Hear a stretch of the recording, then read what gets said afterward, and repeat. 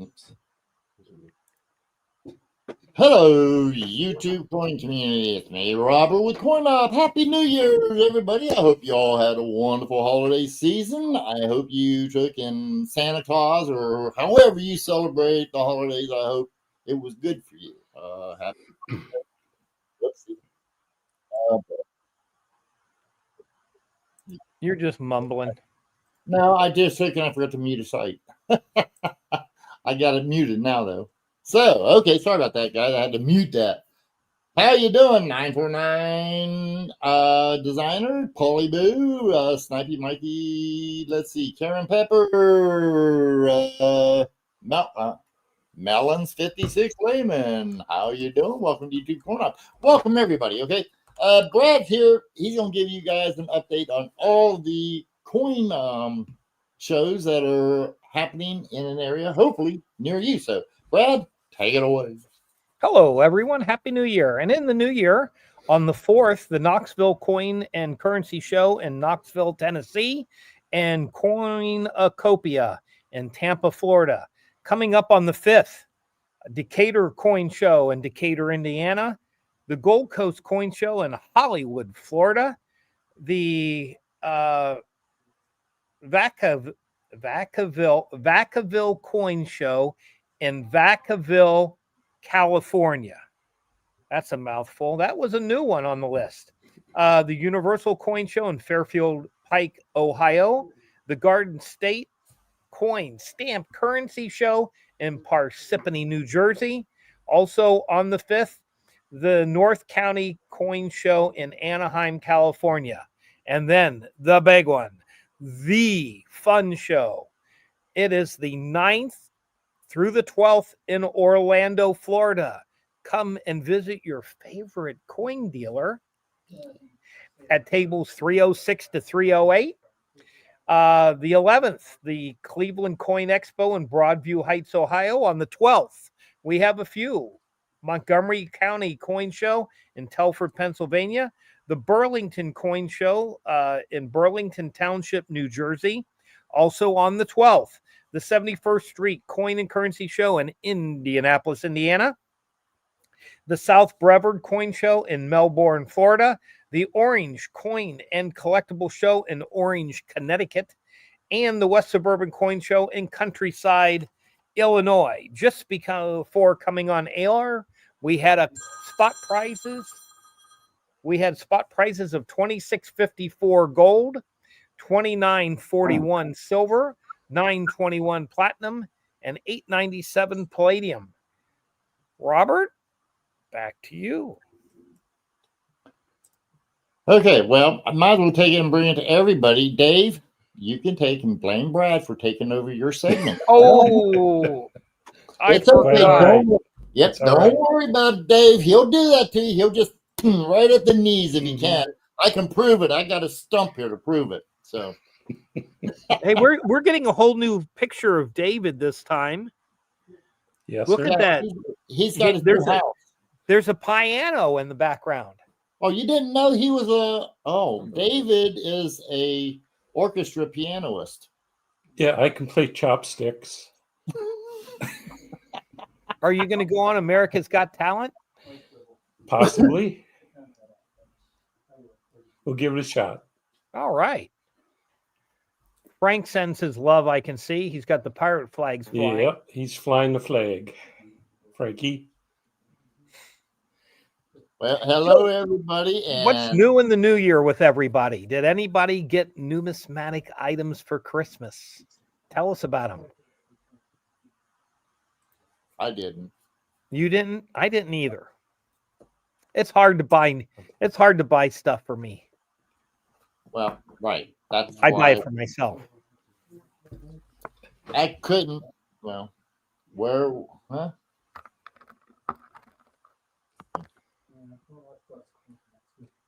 Oh, werewolf ammo. Wow. New product. And to prove it works, we haven't had any werewolves in Florence, Kentucky. No spottings lately. Huh. I ain't seen none.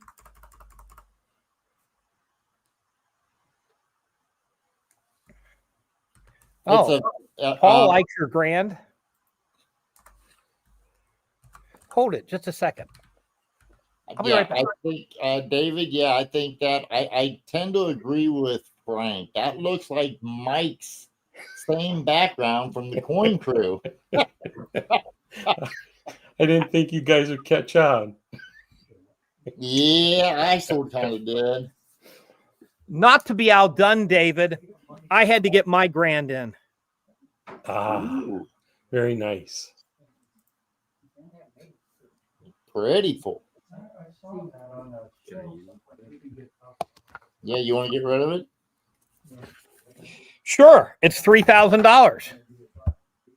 I was going to offer $1,000, man, and wow, that's mighty big of you, Robert.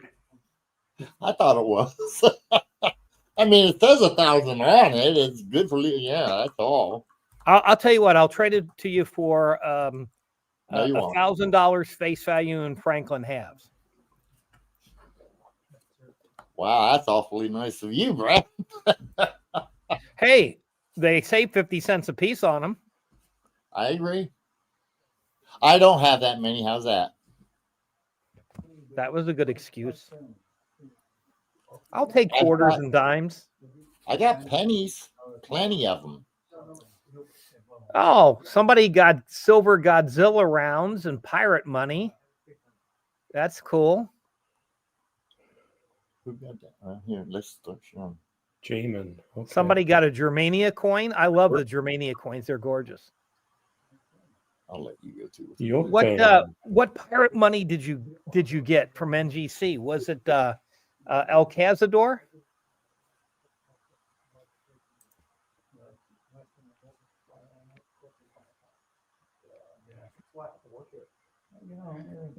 Oh, Paul got a new red book. Hi, B. Hi, B. Happy New Year, dear. Happy New Year. Do you have a werewolf problem in California or Oregon or anything? No. No. Is that Vault of 10? 45. What are those silver bullets? Yeah, I got silver bullets. It's pretty funny, Brad. That's okay. No, we don't have The werewolf Lone Ranger problems. stopped by the other day and dropped a few off. We have a lot of man dogs. We have a lot of female dogs around here. I bet. Anyway. Well, sorry I was late. I had a problem with a computer thing. It was a computer thing. Yeah. Yeah. I'm glad you got your thing in order, B. Windows 10 and all the stuff with Windows 10 is not going to update anymore. And so I still use all the old Windows 10 stuff, and it doesn't always work so good. Yeah. Walker Magnet got a nice note. Even if he didn't know anything about it. I'd still like to do the segment I prepared, if you don't mind, Robert. I absolutely have no problem whatsoever. I'll let you do it. I have no problem with that. I'm ready with it as well. So okay, so let me make sure I can get it up here. Okay, guys. Well, the one I had up. Okay, everybody. B has a presentation she wants to do. She's supposed to have done it after Brad and then David's segment that Brad stole. But we're going to go ahead and he didn't steal B's because B never told Brad. So, David, that might be a thought for you. But so, okay, B, if you're ready, I'm going to hand it over to you and we're going to take it away from there. There you go, B. There's correct with them. I have them numbered. I've got it. Okay, so not that one, the other one. Hang on a second. That one. Okay, so okay. Thanks, honey. Okay, so in case you guys didn't know, the U.S. Mint has 11 coins slated for today to be released. Right. Yeah, there are a total of 70 that are going to be released for the year of 2025. And I thought I'd start with the first one. It's number one. The first coin is the U.S. Marines 250th anniversary gold $5 coin.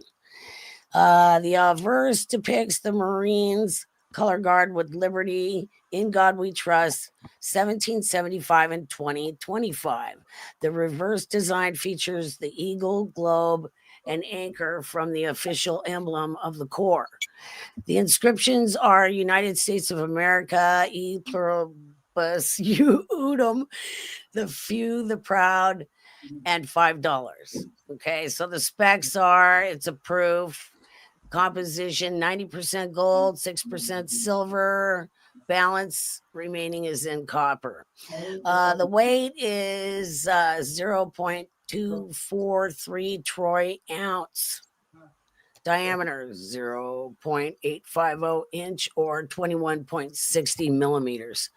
The edge is reeded and the mint is West Point. A proof is $865 and an uncirculated coin, gold coin is $855. Okay, moving on. Number 2. So this is the one that's going to be clad, you guys. So this is the United States Mint is proud. Okay, so the United States Mint is proud to present the 2025 United States Marine Corps 250th anniversary proof clad $50. This coin honors the Marines and recognizes their significant contributions to the security and protection of the United States. The verse design depicts a modern Marine in the foreground and a Continental Marine in the background. The inscriptions are 250 years of honor, courage. I can't say that for some reason. Courage. Thank you. And commitment 1775 to 2025. USMC Liberty, in God we trust. Okay, so the reverse design features the eagle, globe, and anchor, the official emblem of the Marine Corps. The inscriptions are United States of America and then e pluribus unum, the few, the proud, and $50. Specs, the specifics are finished proof. Composition 8.33 nickel balanced copper. Weight 11.340 grams. Diameter 1.205 inches or 30.61 millimeters. The edge is reeded and the mint is San Francisco. The proof mint price proof is $56 and the uncirculated one is $54. Okay, number 3. Okay, let's see this coin. Okay, so this is their 250th anniversary silver proof dollar. It honors the Marines, recognizes their significant contributions to the security and blah blah blah. Same thing. The reverse design depicts the flag raising at Iwo Jima. The inscriptions are Liberty, in God we trust, 1775 Marines, and 2025. The reverse features the eagle, globe, and anchor, the official emblem of the Marine Corps. Inscriptions are United States of America, e pluribus unum, the few, the proud, and $1. Specs are, it's a denomination, it's $1. The finish is proof. Composition 99.9% silver. Weight 0.859 troy ounce. Diameter 1.500 inches or 38.10 millimeters. The edge is reeded and it's minted in Philadelphia. The proof is $91 and the uncirculated coin is $89.50. Okay, moving on. Number 4. And I'm going to see if I can find so we don't have to keep. So number 4, let's just talk about number 4.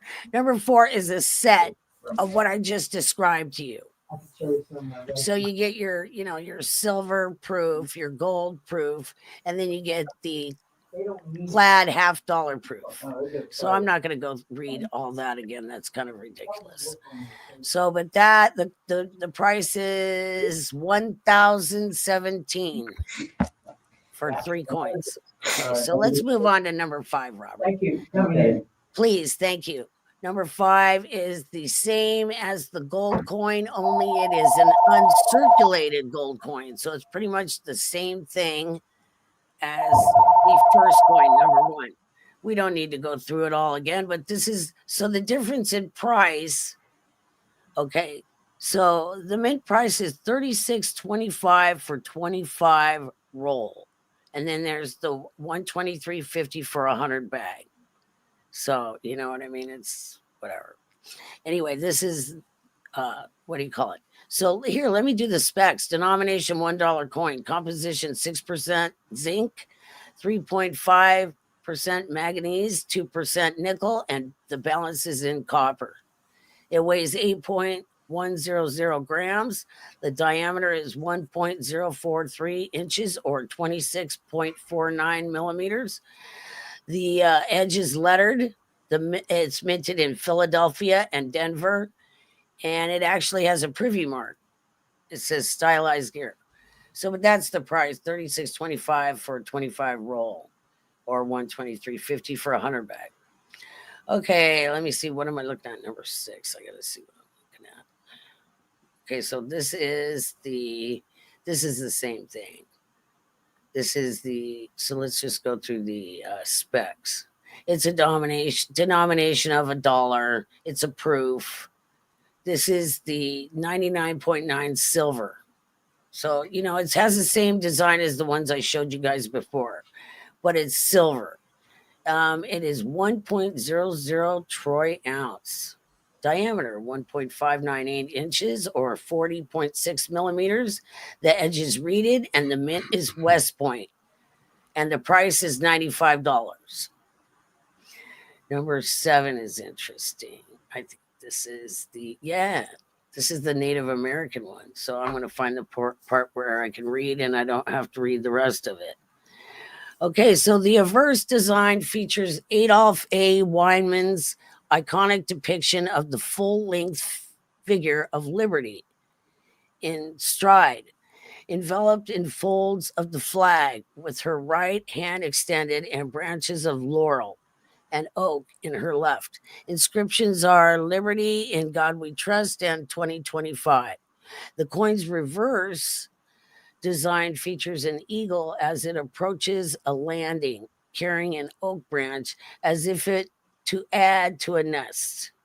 Inscriptions are United States of America, E pluribus unum, B. 1 out, E. B. Something ain't right because that ain't what we're looking at, I don't think. This is the Native American one, right? Oh, maybe you got them out of order. No. Robert's got the wrong one up. No, that's Number okay. 7, That's American. the innovation, isn't it? Brad, I had a problem with like I said, you know, Paint 3D doesn't want to work anymore. We all have a problem with Robert, but we usually don't talk about it. Again, this is number 7. It comes after 6, Brad. For those I don't who know, don't Robert, use then. California. But this is what the coin was called. It was called the Innovative. Yeah, this is what it was called. This says the American Innovation.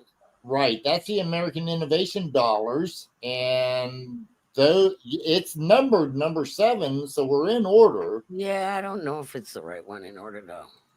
So Okay, maybe you're right. I'm just telling you, right? Yeah, there. because I agree with you. Yeah, because it's not silver. So what happened to this That's one? the I wonder. innovation dollar. Oh, you know what this is? I'm sorry, Robert. There's a set. There might be another picture of a set in the ones I sent you. Is there This is another number picture of a 8. set? Here's number 8, the American Silver Maybe Eagle. Yeah, well, that's okay. Let me see. That's number 8, though. In my Oh, okay. Go back to the other picture and we'll read the other stuff. I got it. Sorry, you guys. Sorry, everybody. But I had a problem with Paint 3D.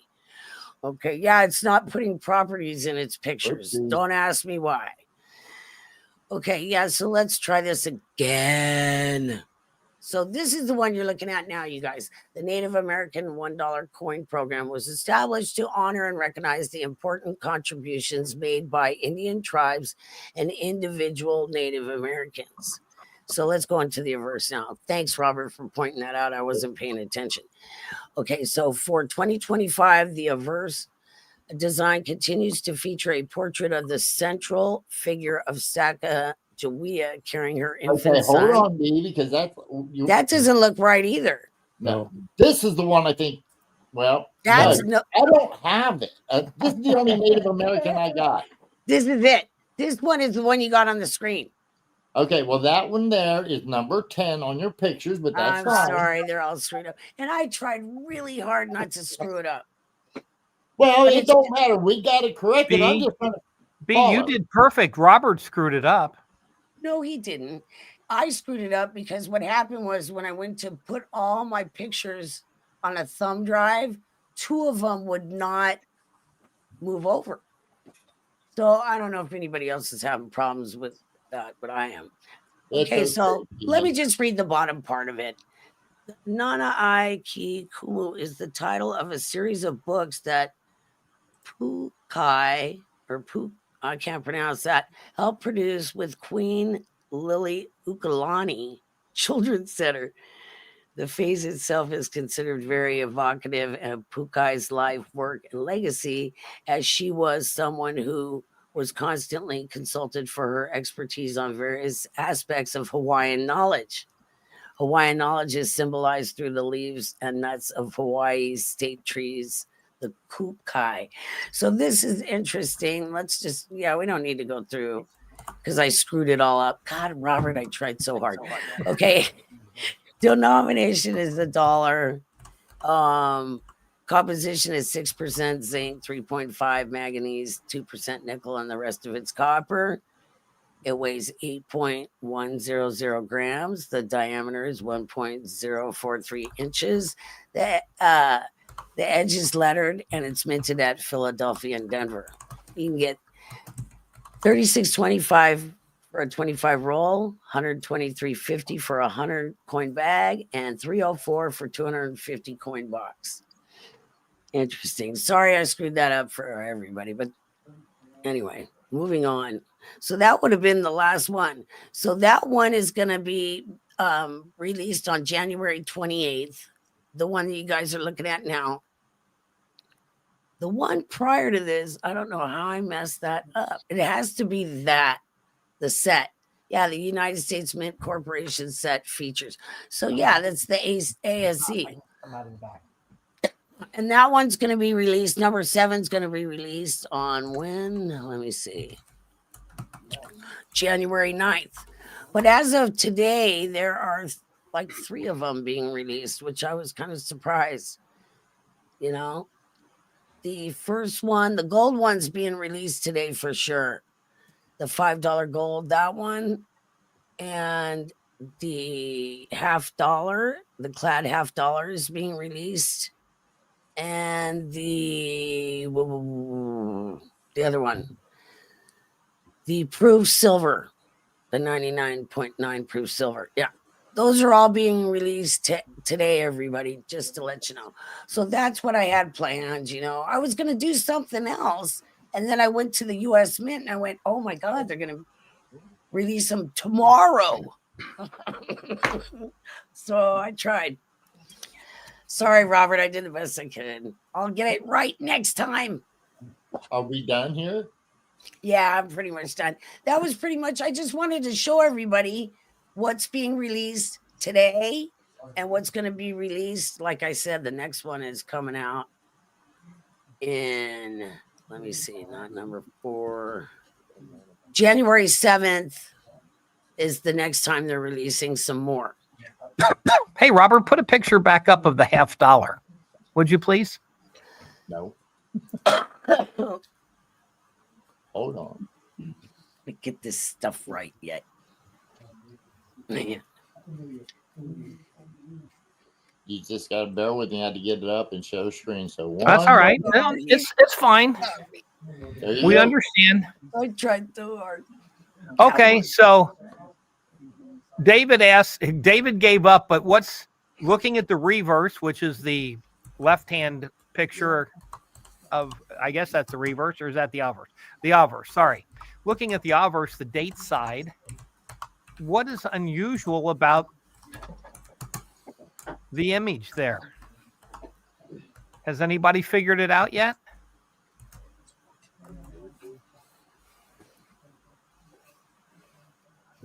David gave up. Robert, he's not going to get it. Anybody else at home?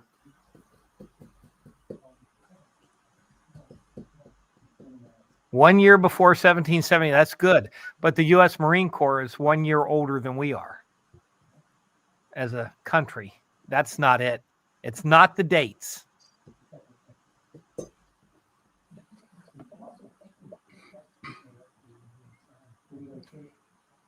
Do we have any shooters in the audience? That'll be a hint. Is there something wrong with the? No, there's not something wrong. There's something unusual.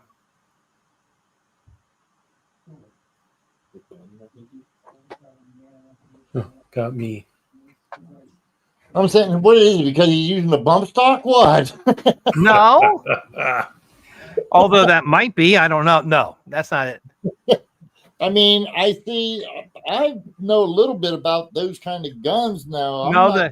Frank, only if the scope was on the muzzle loader would it be unusual. No, the scope is not backwards. All right. Both. No, it's the right weapon. Both shooters are left-handed. Thank you. Snipey Mikey got it right there at the very end. It's not often you see left-handed shooters, and they've got two of them pictured. Sorry. Just one of those weird things. Hey, Brad. Yeah? Answer your phone. Somebody else got it. Okay. Well, now, so what? Okay. You're right. I did not think of that. I'm not prejudiced right or left-handed. Okay, Frank. They posed right-handed, and then they flipped the die. Okay. Yeah, they could have flipped it. Reverse negative. No. Yeah. Then they would be shooting the other direction. Yeah, see, when you're left-handed, you're always confused about that. Trust me. Yeah, because everybody considers the right hand the right hand. Well, that's why when they you're call left-handed, it right. That's why right and right go together to make right. Two rights make a right. You consider the left hand the right one. Unless it's your other right, then I use that. That's what I'm talking about. Yeah, exactly. It's been a deal with me all my life because I'm left-handed. For right, that's the only kind of compliments you get then, right, B? No, because I use the other hand too. How about that? Ambidextrous. So ever since I was little, I had an accident with my right hand or my right arm. And so I wanted to do everything left, but they wouldn't let me. They were forcing me. You guys are old enough to remember when they forced you to use your right hand. So I would wait till the teacher wasn't looking and then do everything with the left hand. Yeah, bad. Had to sneak around to use the hand that I wanted to. And now I use whatever hand works. Fun fact. At one time, if you use your left hand, you were considered evil and you could die from that. Yeah, I remember that. B's left-handed, B's evil. Right and left-handed. How about that? Right and left-handed. Nobody's ever seen a woman put her makeup on with this hand and then put the other side like this. That's what I do. People look at me like I'm weird. That's not the only reason. Nothing new. Exactly, Brad. Exactly. Never been normal. So what did you guys bring today to show us that's weird? Well, I don't know if I don't know. I'm waiting to see. I want to see what David's weird gift or item is. Me too. It's exciting. It's not a coin. That's okay. But I have more than one, Brad, today. But this is kind of fitting. It's 1 gram of silver.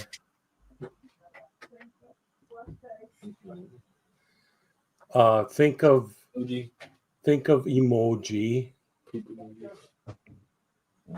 Is that coming in at all? Yeah, a little bit. Barely, but yeah, poop emoji, it looks like. There you go. That, Brad. Okay, you might but want to get. you got to tell us the story behind it now, David. Well, all I wanted to say is, Brad, you probably should get some of these because you like dishing that kind of stuff out. So that's all I have to say about that. Well, but how did you get it? Did somebody give it to you? No, I purchased it from the Coin Crew. Frankie and the gang have seen those before. So Hi that was ho, do you know purchased. the easy way to tell which eye is dominant?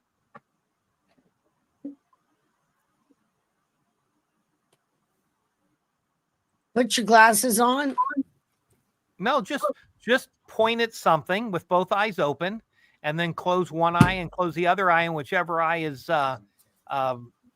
still pointing in the right place is your dominant eye. Doesn't make it a better eye, though. No, it makes it your dominant eye. I'm kidding, Brad. It beats the other one up when you're sleeping. I'm kidding. What else did you have, David? You said you had more than one. I really like your see poop it. emoji silver. I really do like that. I think it's cool. Okay. So I got this from Mr. Durbin. I had never seen this before.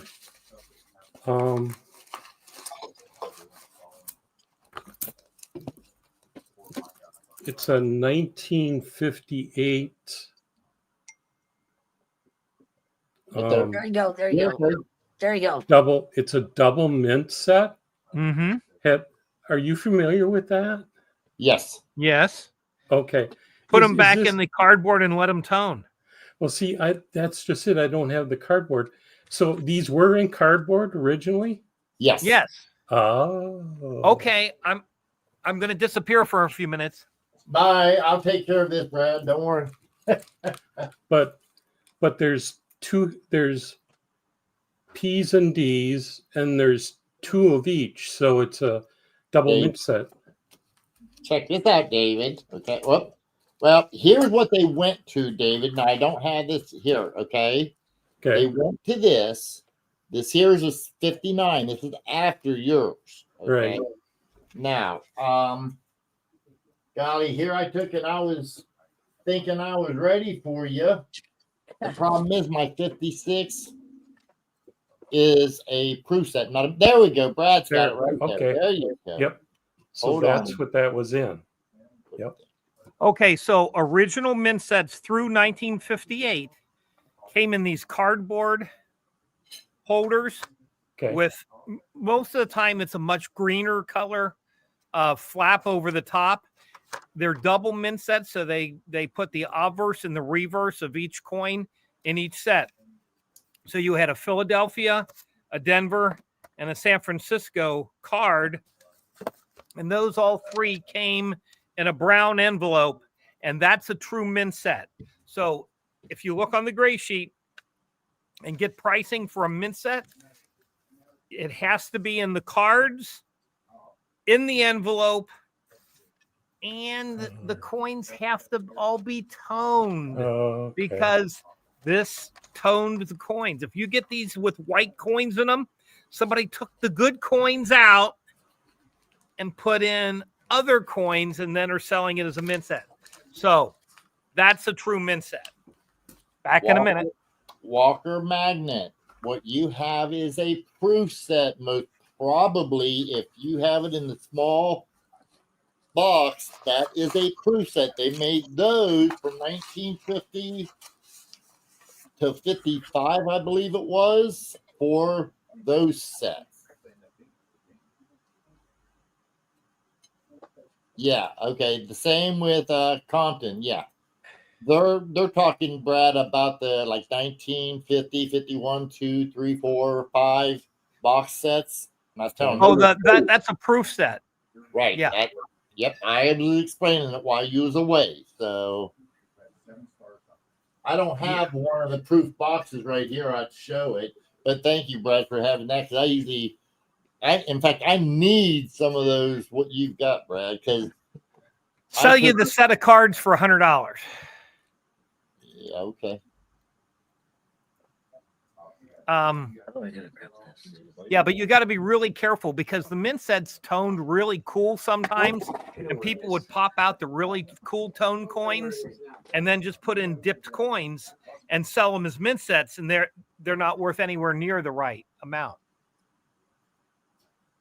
Okay, Polly, here you go, Brad. Here's one that Brad can answer. What about 55 box sets? That in 55 was the last year they put them in the small boxes, and the first year they put them in a flat pack. So there's a flat pack and a box for 1955 proof sets only, not mint sets. Thank you. I knew the answer too, Brad, but I wanted you to have that one. So there we go. You good there, B? Digging up stuff for you guys to look at. Uh-oh. Hold on a second there, David. Oh, I got plenty of time. Go ahead. Oh, I got one, damn. All your guys' stuff. Robert, what three states of so the one has the copper, right? And the others don't have the zinc? Or do you have the zinc? No. Okay, here's the way it goes. What you have there is you have a type 1 zinc planchet that does not have a rim. It'll look like a slug. Okay. Then if you look close, you'll see one with a rim. That's a type 2 zinc planchet. And then the third one is your type 2 copper coated blank planchet. Okay. So yeah, that's what they are. And actually what I did is I've got, well, hold on. Here it is right here. I took and here you go, Dave, just so you can see. I did it like this right here. And then I put 2017 with it only because it's got the P mint mark. And I thought that would be the best one. But here's your type 1. No rim. Type 2, you see a rim. And then the copper's got a rim on it. That is how they make them now, David. So if you happen to get a copper that don't have a rim, it's most probably all copper, and it was made before 82. 82 and before. So that's just letting you know the differences that you can get there. Okay, I have a 1987 2.0 G. 2 grams. 2 grams. Somebody, I don't know what the denomination. Are you talking angel? Sounds like a cent. Well, right, but there's no 2 grams. They're 2.4. I understand. Or is it a 2 gram blank? Then it could be just about anything. Well, it could be foreign then. So, yeah, angel sounds to me like it's most probably, I'm guessing it's most probably a foreign planchet that the United States might have been making, but 87, I don't know of anything that they were making back then.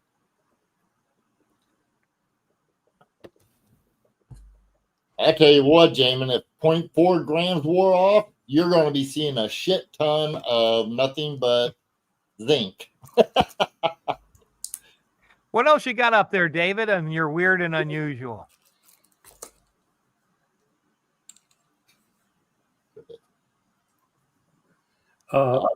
These are the first and last Lincoln Memorial cents, and they're actually mounted into marble, so that's a little bit different, which I keep on my desk.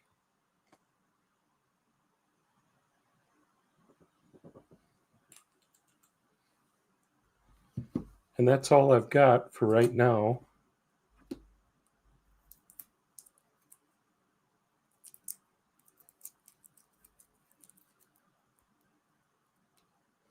Well, oh, B's muted. Yes, dear. How about you? Have you gotten any weird There's and some weird unusual stuff. Yeah, of numismatic course. gifts or Of things? course. Of course. I love the weird stuff. Okay, this is really interesting. It says Greg asked if I was working from home. No, can't you see it looks like his house. Huh? that's my background at the shop. I'm at the shop. See, there's the shop. There's probably a Hey, bed look there who somewhere got you. too. Look at that. No, come on. Put the other you back. It was better than what we have now. Oh boy. Okay. Me and This says- Brad have a love-hate. This coin says inflation is coming on it. And on the back, there's a 3-headed dragon. Show and us. it's Biden. And I'm pretty sure Hillary Clinton. And I can't see who the other one is, but it's funny. Okay, so let me see. See that? Okay. Flip it over. There's a 3-headed dragon on the back of it. Wait, let me go. Here was a good spot. Let me see. And it's Biden and Hillary Clinton and somebody else. I don't know who it is, but it's cool. I like it. Get a magnifying glass out and look. I don't know who it is. It's some dude with the glasses, man, Brad. Okay, this is interesting. That's big. It's Ooh. yeah, that's what I said. Sacagawea. Yeah, here, wait. There we. Is now that it's- a 4-ouncer? You know, I don't know that much about it, Brad. Probably. So- It should be a 1/4 pound of silver that's been gold plated. It looks like a 1/4 pounder hamburger, huh? Yeah. About the same size. Yeah, seriously, it is. Nice. It's nice. I like it. I had it up on the shelf, but I moved everything and I'm still moving everything. And then I got this from Nick. It's really neat. Look at it. It's like a little dot of silver. It says, don't tread on me or whatever, I think. Oh, it says pit bullion. Yeah, and it's a snake. Don't tread on me. It's pretty neat. Oh, and then I think the guys will like this one because I know how guys are. It's a booby coin. Yeah, I am so. it's a booby token or something like that. And it says on the back, head, what is it? Tails you lose. Heads I you- win, tails you lose. Yeah. I don't know where I got it. I've had it for a long time. Yeah, there's a butt on the back. I've had it for a long time. Somebody probably gave it to me for change or something. And I didn't notice until later or something, you know. But yeah, I have a couple of weird stuff. That's all I dug out for today. I want to see your weird stuff, Brad. I'm sure you have a lot. B, do you have your potty dollar? Which one is that? I got we- one, David. Oh, yeah. Okay. Maybe we can show that. Body dollar? Yep. I don't know. I'm sure I do. I got a mess in here. I haven't cleaned it up in a long time. And it's a mess. I need to take care of it. I've been busy doing other stuff. There's only one of me. I'm guessing my buddy Dave would like to see a potty dollar. Thank God.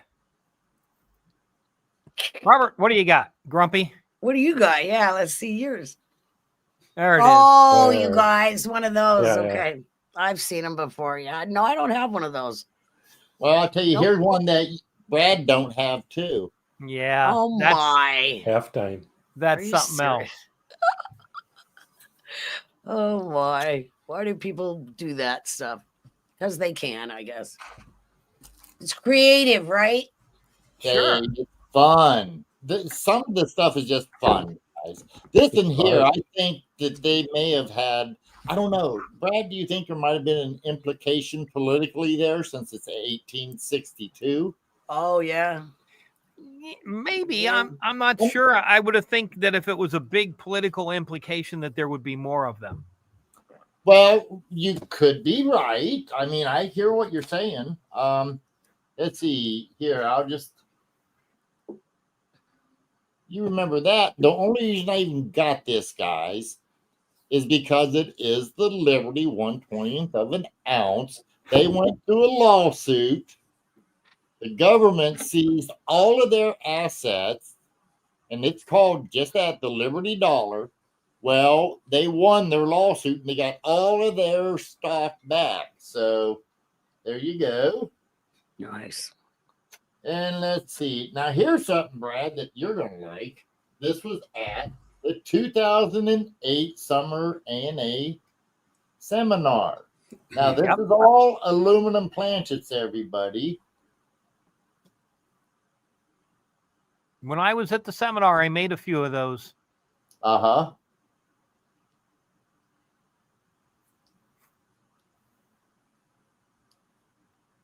I also went to the Gallery Mint Museum and made some big silver ones.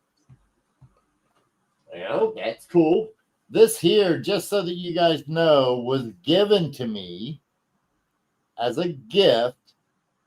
No, it's not for sale because I was told you're not allowed to sell it. I said, okay. No, can't. It's a gift. Well, exactly. And I agree. I have no problem whatsoever with that. Now, here's something that Robert always looks a gift horse in the mouth. Okay. Oh, you got one of those, huh? Yeah, I got one of these.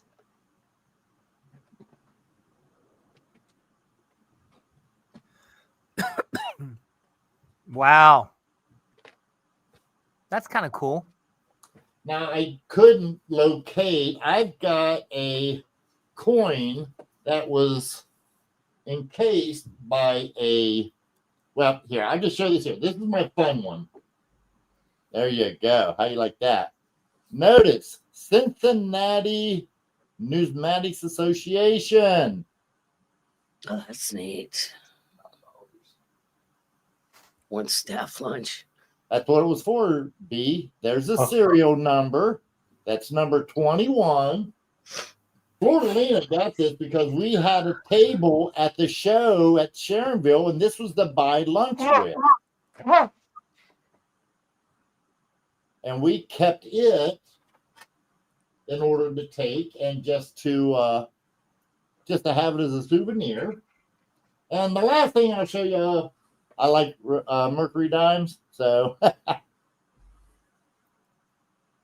just got a nice copy of a Mercury dime in silver.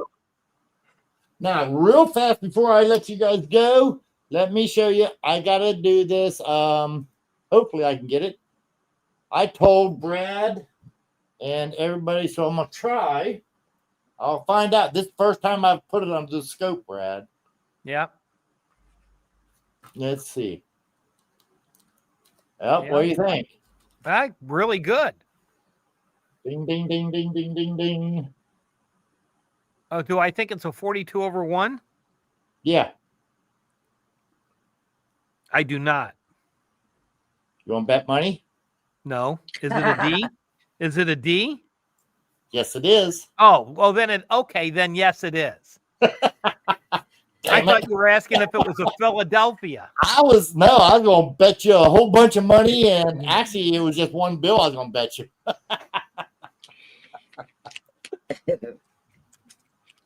Okay, that's all I have. By the way, just a quick story. I can dig more out. I need time.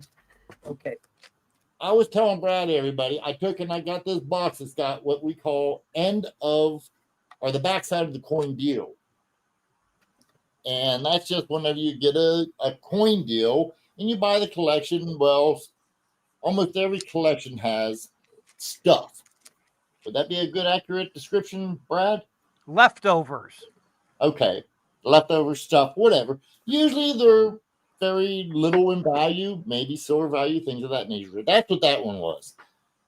It was just sitting there, and I happened to take, and we sold those two 42/1 Denvers the last time we had, last Monday. I just took it and I got through with the show, and I was ending it, and I, for some reason, don't ask me why, I looked at that coin, and here it is, another 42/1 Denver Mercury dime. So I got You another found one. so many of them. They're getting to be common. They're only going to be worth silver soon. Yeah. Okay, good luck with that.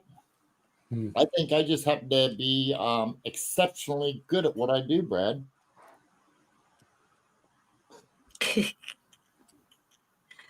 Men. Where's Well, Nick?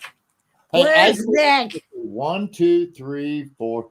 That makes 5 in my lifetime that I've we need found. Nick. So if they're going to be common, because Is I that found all? 5, I thought you would have found more than 5. I've only found 5. All right. And here's this. 3 of them in the last month. 4. 4 of them in the last month. Yes. So I mean, before that, right? Yeah. I mean, it's just for some reason, don't ask me why, but it's just there. So okay, Brad, you show us. I know you got stuff. You've been. I He's can got see a your lot. hands I've got- in. I only brought one special item, but there's a long story beforehand that goes with it. Okay, and Okay. if it's what I think it is, Get guys, It snacks, is. I know everybody. most of this, Get but your that's snacks. okay. You guys should enjoy it. So, Get your Brad, I'm gonna let snacks. you take over. It's story time.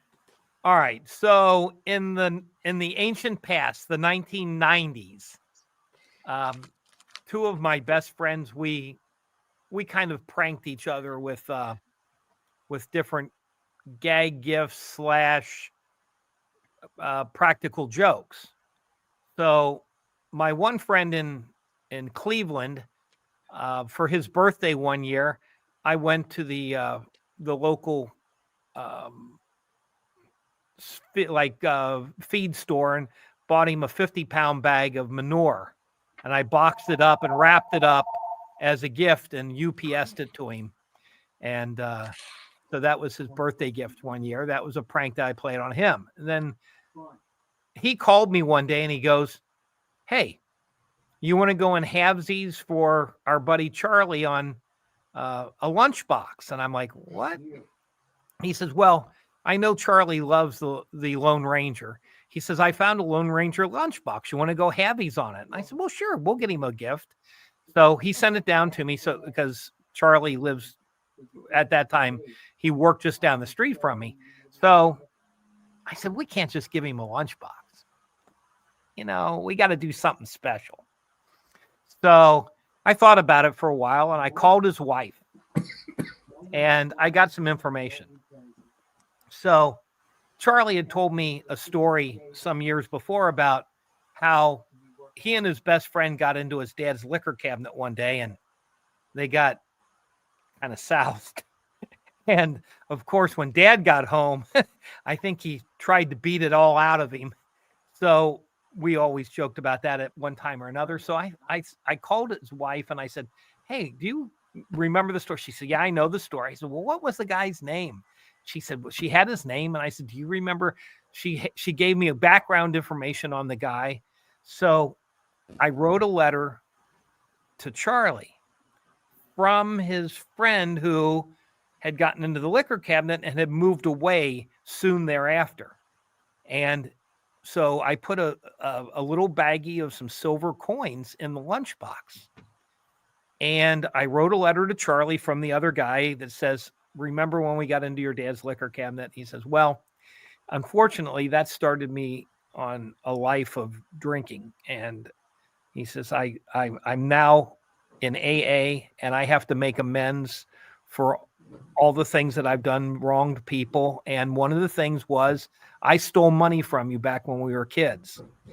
And I know you like Roy Rogers, so I got this lunchbox and here's money to replace silver coins to replace the money I stole from you." He says, and the story went on that, to fuel it, he went from drinking to drugs. To fuel his drinking drug habit, he held up a liquor store. He got caught. He was in jail. That's how he got on the program. I made up this really elaborate story and wrote it out, put it in the lunchbox, and mailed it to Charlie. And it showed up at his office. And I called and I told the people at his office and his wife the joke was coming. So, of course, it gets there on his birthday. He unwraps his birthday present And they said at the office, they said, he unwrapped it. He looked at the lunchbox and then realized there was something in it. He opened it up and he saw the letter and he started reading the letter and he goes, "Oh my God." And he took off and he was going to start trying to look up his buddy and tell him everything was all right, because he hadn't been in touch with this guy in years. And they said he fell for it hook, line, and sinker. And so he's like really freaking out. They finally told him, "Look, it's John and Brad got you." So that was one of the best practical jokes I had ever pulled, because it went off without a hitch. Fast forward a couple of years from there. Robert, you remember the Ohio State Numismatic Association, the short-lived one, not the good one from the 70s or so? Well, it came back into being, and we had a convention, and it was in Columbus. I took a table. I go to Columbus. Charlie came up. My buddy John came down from Cleveland. And, we had a good couple of days at the convention.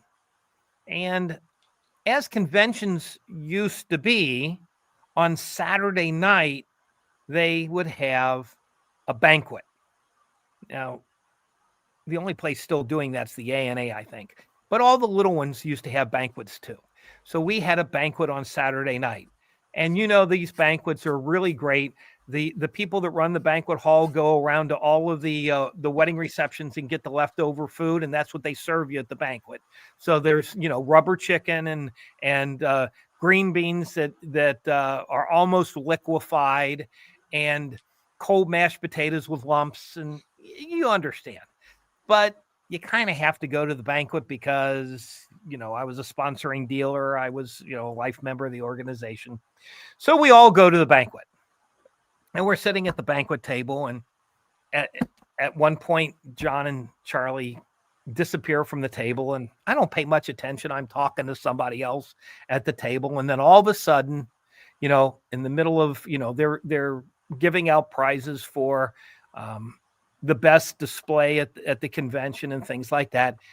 And John and Charlie walk in with a huge box and interrupt the MC and say, "Can we have the mic for a minute?" MC of, sure. And they've got this box that's about, 3 feet high and 1 foot square. And they stand up at the podium, and they are looking at me, and I'm going, "It's my turn."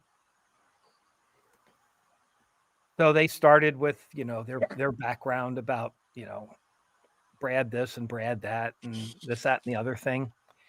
And they were, and most of the people at the banquet are senior citizens by far.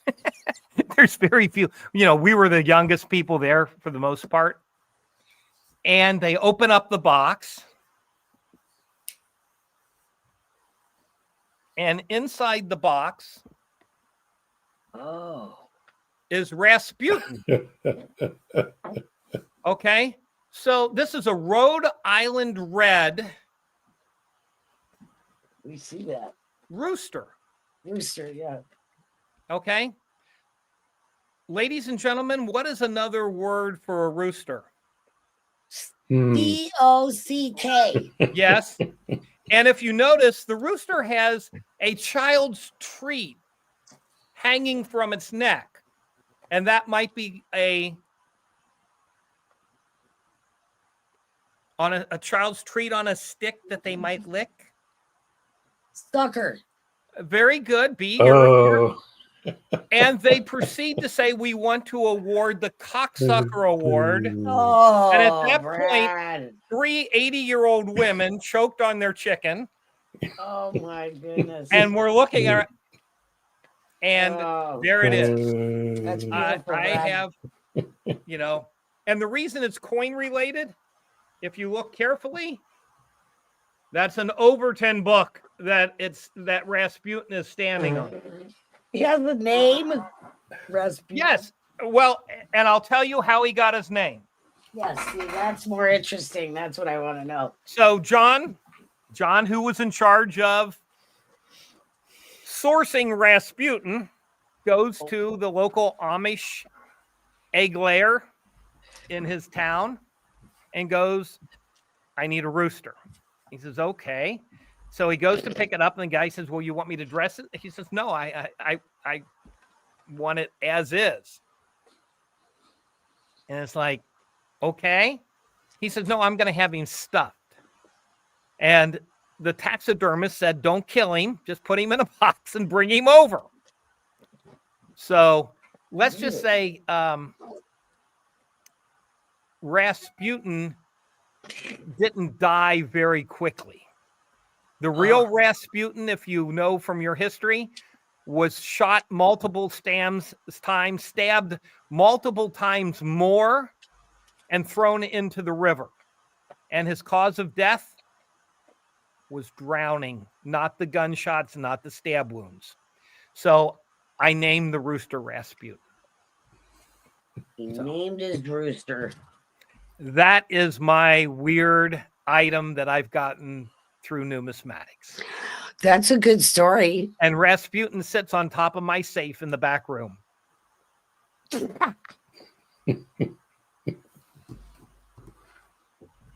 He lives on.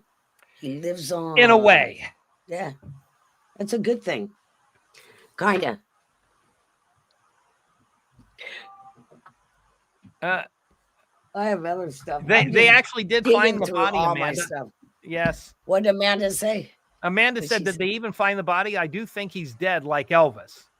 No, they pulled Rasputin out of the river, and you know, they figured out that he drowned rather than dying from all of his other wounds. But they got rid of him. Oh. And now that the permafrost is going away, he might be back.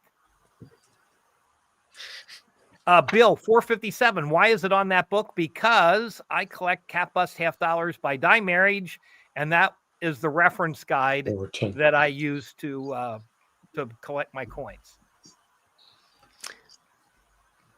The one that he's glued to? Yeah. So you don't use that edition. That's his. Well, I had that John got that copy from a used bookstore.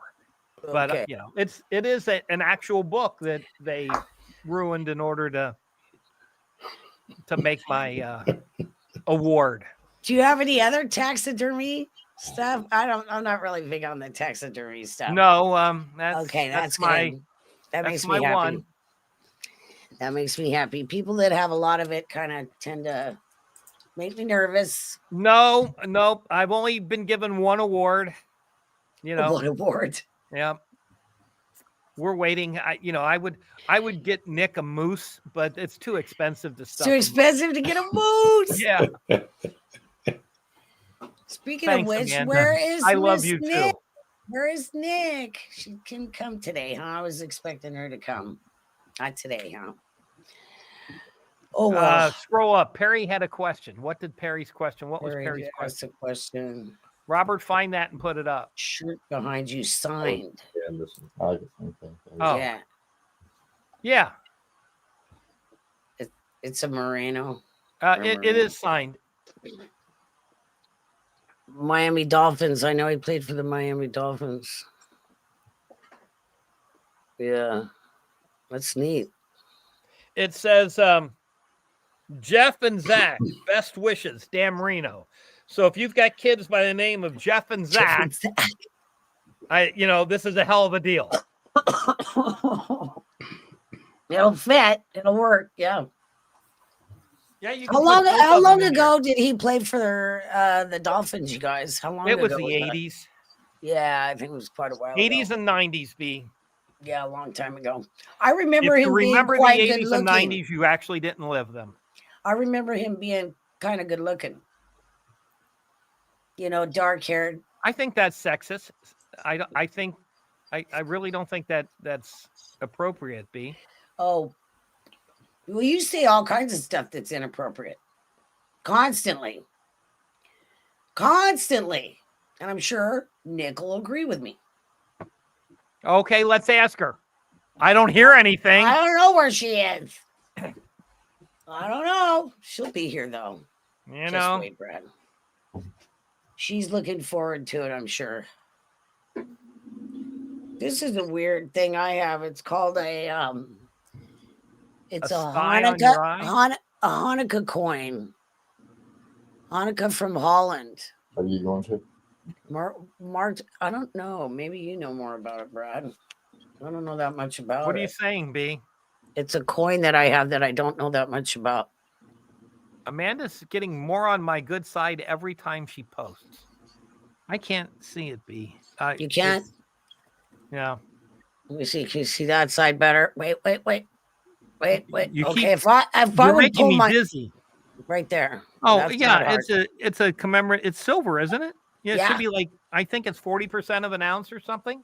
Yeah. Yeah, melt it. If I could figure out which way to go, that would be lovely. Right there. Stop. Okay, stop. Put it right How in about front of your there? nose. Okay, how about There that? you go. That's better. It's still not the right way. Well, hold it there for the rest of the podcast. It's an Israel coin. Yeah. A It's 10 Israel. Larat, I think. Here, let me try this side. Side's a Yeah, little better. let me try that. No. There you go. Why? Gosh. You're I doing can't do good. it. Hold it right in Trying. front of your nose. Makes me so mad. Okay. And it says something in Hebrew on it. I'm pretty sure. I have more stuff. I just have to dig it out, and I don't feel like digging it out. Because Floor let's said just go with slalom. RJ. That's what everybody's going to be doing in the snow. RJ's Slalom. not a very organized guy. Okay. Just to let y'all know. So it's like, poof, you got to go look through stuff that's all messy and so I just don't do it. I just don't do it. Not fun. Amanda Not wants fun. to know where you got your coin, B. That coin? That's a Yeah. good question. I'm thinking Joe Durbin. I'm not positive, but I think it's I Joe was Durbin. thinking you went to a Jewish funeral and took it off the eye of the dead. No, but I will buy coins that other people are afraid to. I mean, I'm not afraid to buy a coin just because it says something on it. You know, a coin is a coin. Yeah, I have some other ones that say some stuff on them too. You know, and it's like I don't care. Weird, huh? I know. I don't care. I like the weird stuff. You know, I don't have We a can stuff. tell. I don't have a stuffed chicken though. Rooster. You top it, Brad. That tops it. Rooster. Mac- Not a chicken. Okay. Don't get technical with me. I wasn't getting technical. Yes. It's like El Pollo Loco. That's funny. It's just What? funny, period. By any 3-number bill. Well, I don't get it. Any 3-number bills for your shop. What does that mean? I don't know. Any 3-number bills. I don't know. All threes, you know, consecutive 3, 3, 3, 3, Explain 3, it. 3. I don't know. Oh, you're gonna get snow, Ronald, huh? Ooh, Yeah, he yay. is. Fun times. I'm sorry, but I'm not a big fan of snow. It's just hard to drive in and it makes everything else hard. So I just We don't. thought you were talking about the other snow. I don't like snow. Ronald has a silver peacock. I got that beat, right, Robert? Yeah. To do with what you, I have a Frederick Boring. Remington statue. Oh, yeah. Yeah. Hi, B1. How you doing? Amanda's on a roll today. Yes, I'm sitting there looking. It's like, Jesus. Are you at dirty home? girl. You can. Is she Now we know what TSA people do whenever they ain't got nothing to do. They go through people's Molest underwear. Yes, they do. I don't even want to talk about it. I told you guys. Not happy with TSA. No, I don't like it. They molest people. They went through your underwear. Yeah, but I like it. I'm sure you do, Brad. Take out your video and record it. What the hell? Throw it up on TikTok or whatever, and you might make millions. RJ was cracking me up when he said so. Uh, What's in here? What's in here? What's I have a in question for the chat. Go for it. Cool. If you could start your collection over again, what would you do differently? That's I awesome. I know that myself, I would probably limit the series of coins. I just went shotgun approach and I started every series I could. I think I would limit it. That's just my personal feeling.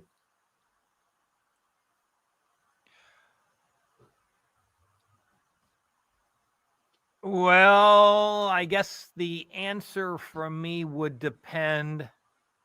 Amanda has, if I had to start over, I wouldn't jump around so much. I would start and finish and then level up. Okay. All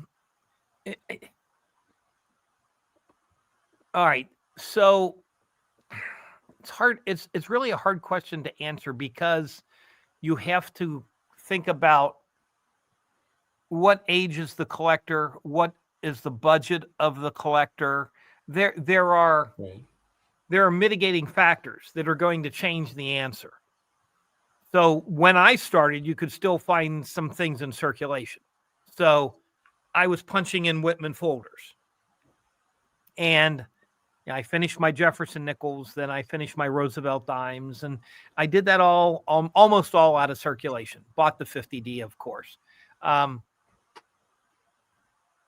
But if you refer to, if I was telling an adult today what to do, I would tell them to pick one or two series,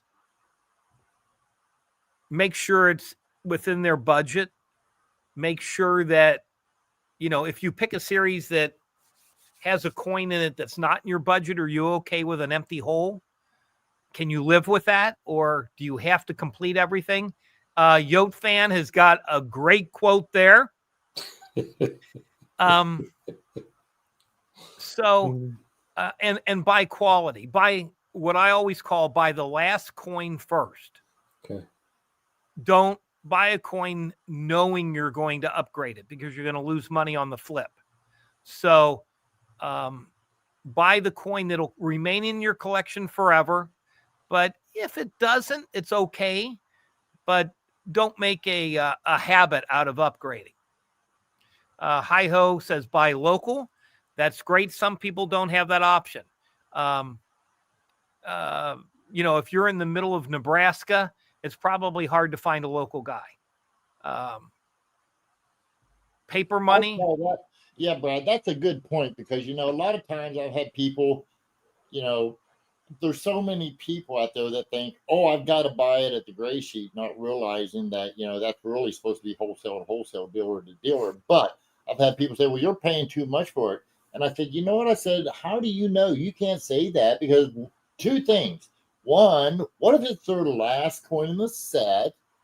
And the only way they get it is to pay that, they're competing with 5 other people.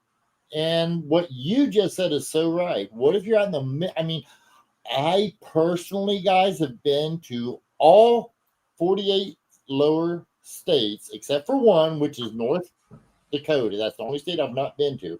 But I've been to the rest of them in a vehicle. I know how big and how, I remember going from South Dakota heading south, and it was like 100 miles to find anything.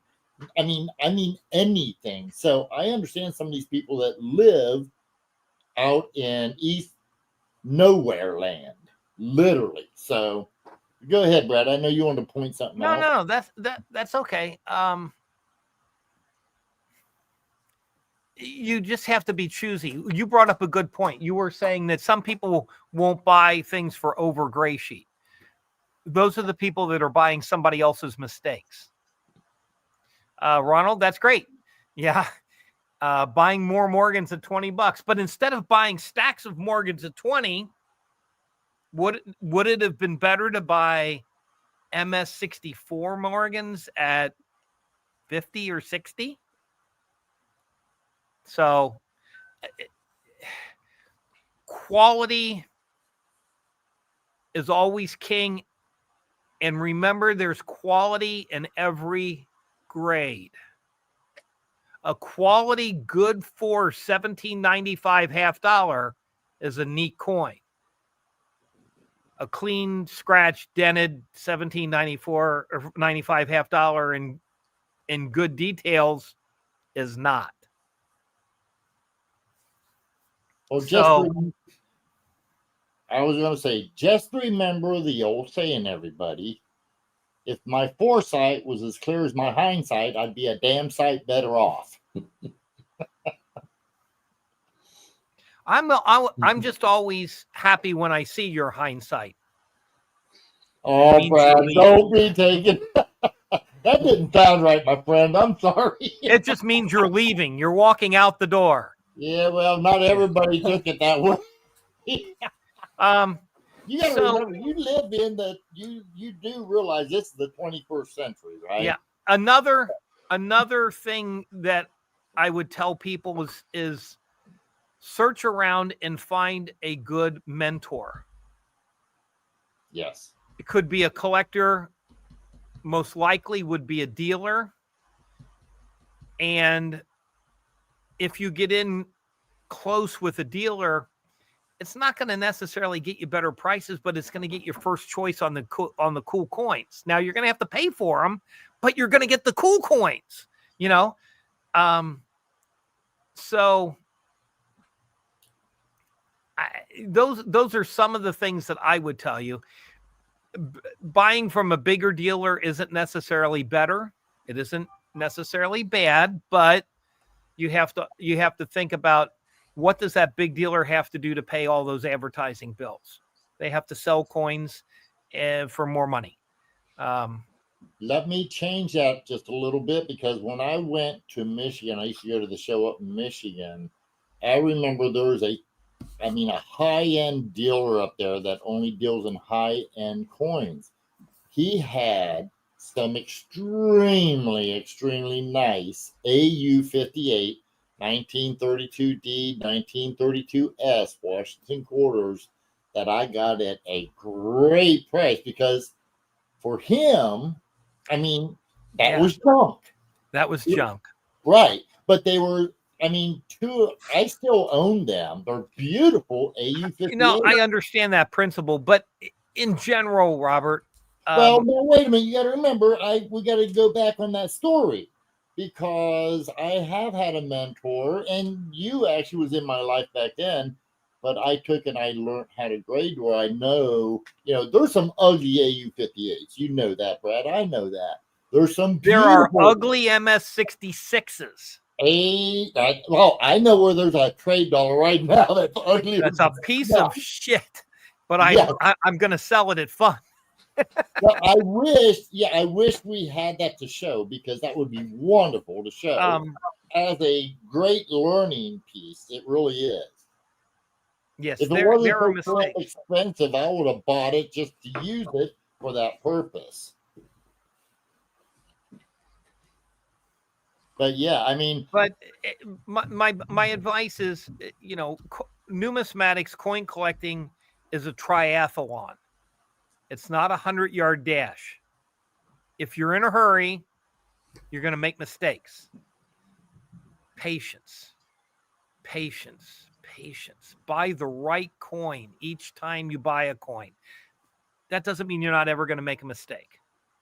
But if you cut down on the number of mistakes you make, it's going to be better financially for you and better for your collection, because you're going to have a collection that people look at and they don't go, every third coin.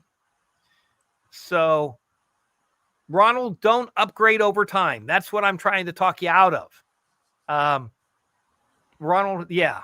I'm trying to tell you to buy the good coin first. So if you buy an AU coin, and then you buy an MS-63, and then you eventually buy an MS-64, you've lost money on the 2 coins that you traded in all likelihood. So just trading up all the time is not a good deal. Now, there's times, I just want to say, I agree with what Brad's been saying, everybody, but there are times, right? But what I'm saying, do not make that your collecting philosophy. Agreed. Okay. Yeah. Well, Don't buy a coin just to fill a hole. Right. Because the only reason I even agree with Brad, guys, well, not the only reason. I mean, he really is knowledgeable, but I just know from what we've been talking about, there's some places in this world that there is literally there's no dealers. People when they go out to collect, they got to go to a local show, and there may only be one show every 6 months or a year. And a lot of times they buy out of compulsion as opposed to buying. I know, but you have to fight that, especially today where there's so many more opportunities than there were 20 years ago. But Bill 457, I learned a long time ago, and I mean a long time ago, even though I'll buy circulated coins, when I'm cherry picking, 90% of the time I'm looking, I mean, how do I put this? I'll look through scrap silver all the time, but if I'm looking for my own self and I'm going to a show and there's a whole bunch of dealers and I'm there to search, like I say, the fun show, I'm going to go and look primarily at uncirculated coins, bar none. Now, if I'm forced to look at circ, I will, because there are certain coins, I'd take them even in a circ condition. Okay, but Bill, buying VFs isn't bad if you're buying beautiful VFs in a highly collected series, like buying beautiful VF bust halves or bust dimes or seated Liberty coins. Those are always saleable, so that's fine. But if your goal is to put together an AU set, don't buy VFs unless, you buy a VF 70cc $50, because you can't afford an AU or there isn't one. So, Who was it that bought? I know I took in, I don't know. How many times, Brad, have you had seller's remorse? A couple. I know. I've got one. So, if I tell everybody everything I have is for sale if it hasn't been gifted to me. And many years ago, I bought a proof 1937 Buffalo nickel. And I bought it from a big national dealer. And at the time, I think they bid it. And the grade I bought a 66. And they bid it $800. And at the time, I paid $1,250 for the coin. Okay, so everybody looking at the numbers says, Brad, you overpaid. This coin was colorful. It was gorgeous. It was, oh my God, I don't know why it wasn't a 7. And I was showing it off one day, and the customer said, well, how much is it? I said, that's not for sale. And he went, Brad, you tell me everything's always for sale. I said, fine. Now, at that time, they probably bid $900. I told the guy $1,800. He got his checkbook out. And I've never found another one as nice. So, you got to be careful. But I bought some bus coins with the money, so it wasn't all lost. Okay, Ronald, you're right. And you know what? If it wouldn't have been to Paul or one of our customers like Paul, I would not have sold it. That is one that I can take, and in time I could replace it. But it was the first time I'd ever, Brad, cherry picked a 3-legged buffalo. So I got it at a coin show here a few months ago, and there you go. Hey, B, how you doing? I'm glad booted. you buzzed back in. I got booted. No one booted you. You got to. No. It was our internet service. What did you say about booty? What? Don't get Amanda excited again. She'll get going again. Hush. I want to wind Amanda up a little bit. That's what he did. She's like that Energizer bunny. She just keeps going and going and going. Amanda, are you working Monday? Yeah, Amanda. Brad's going to be at. Are you working Monday? Let me know. What happened this last weekend, Brad? Did you go to the fun show or? It's coming up there. Where did you go just this past weekend or something? I thought you went somewhere. Nope. I just slept this weekend. Oh, Amanda's off Monday. How about a week from Saturday? Are you in then? You work this weekend. How about what is that, the 11th or something? Yes, the 11th is next Saturday. Yeah.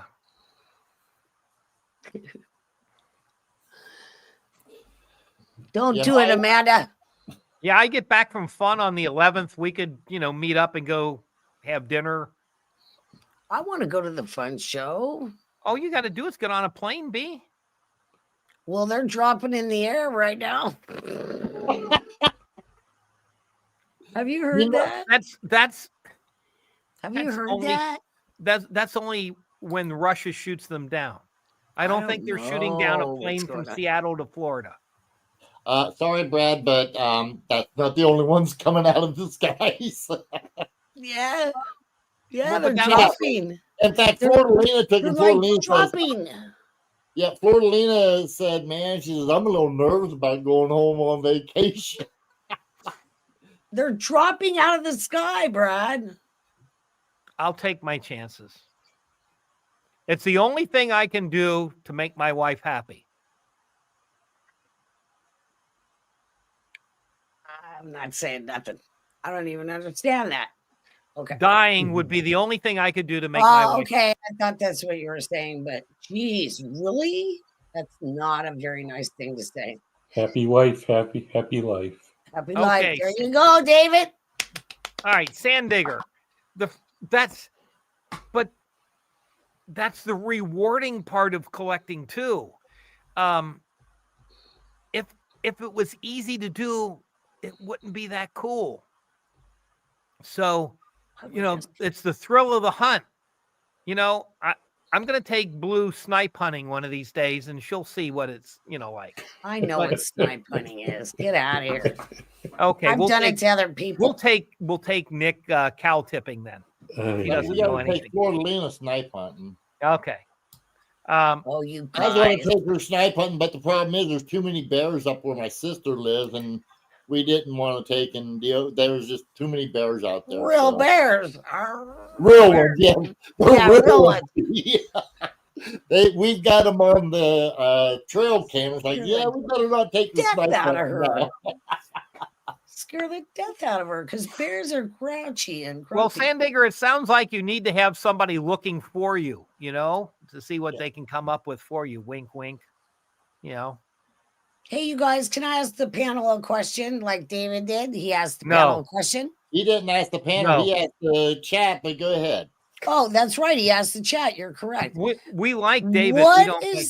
What do you guys think of Kaneka? What do you think of that? Isn't it? I would like to know what you think of it. That's all I'm going to say. Daniel Malone. I think that's yours. Yes, I would like to know what Robert thinks. Daniel Malone likes them. Konica is okay. If you Konica, I said Kaneka. I'm sorry. It's Konica, Kaneka. Take your pick. It's okay. Okay. Tomato, potato. It's all the same. Don't worry about it. However, it would be my wheelhouse. I know a lot of the people in there. I know a lot of they're good people. Don't get me wrong, okay?